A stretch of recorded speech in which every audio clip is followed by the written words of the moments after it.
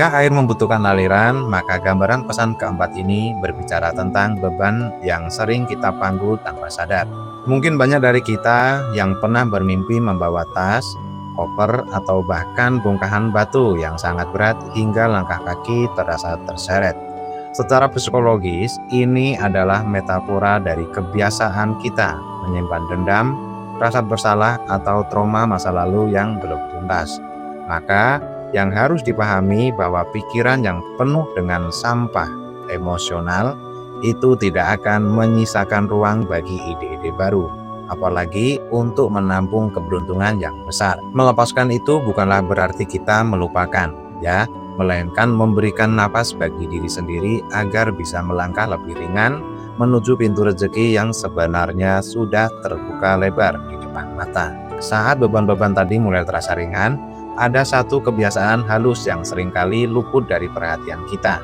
Pesan ini biasanya muncul lewat mimpi, melihat jam yang berputar mundur, rusak, atau tiba-tiba berhenti.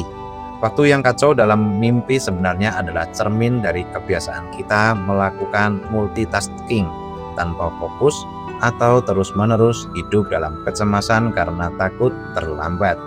Padahal kita perlu sadar bahwa rezeki memiliki waktu dan jalannya sendiri. Sikap yang terlalu buru-buru justru sering membuat kita melewatkan pintu peluang sebenarnya yang sudah terbuka di depan mata. Alam bawah sadar kita sedang mengingatkan Anda, fokuslah pada satu langkah nyata hari ini, jauh lebih berharga daripada 1000 rencana yang disusun dengan tergesa-gesa. Nah, kalau waktu mengajarkan kesabaran, mimpi keenam justru menyoroti cara kita memandang orang lain.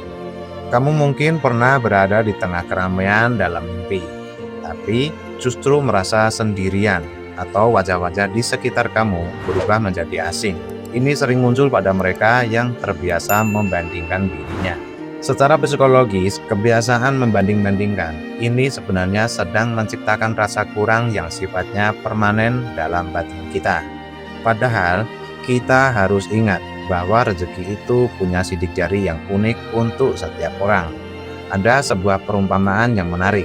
Saat kita terlalu sibuk menengok isi piring orang lain, tanpa sadar makanan di piring kita sendiri justru menjadi dingin dan kehilangan nikmatnya. Menghentikan perbandingan itu bukan hanya soal menghindari rasa iri. Ini adalah tentang cara kita menghargai jalur perjuangan kita sendiri.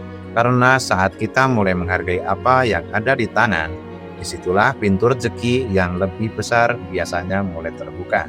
Dari rasa yang kurang terus membayangi, alam bawah sadar terkadang menarik kita ke dalam sebuah mimpi yang lebih menantang, seperti jatuh dari tempat yang sangat tinggi. Namun anehnya, kita justru mendarat dengan aman atau terbangun tepat sebelum menyentuh tanah. Ya, pahami bahwa ini bukanlah pertanda bahaya. Ini adalah simbol dari kebiasaan kita yang terlalu takut pada kegagalan.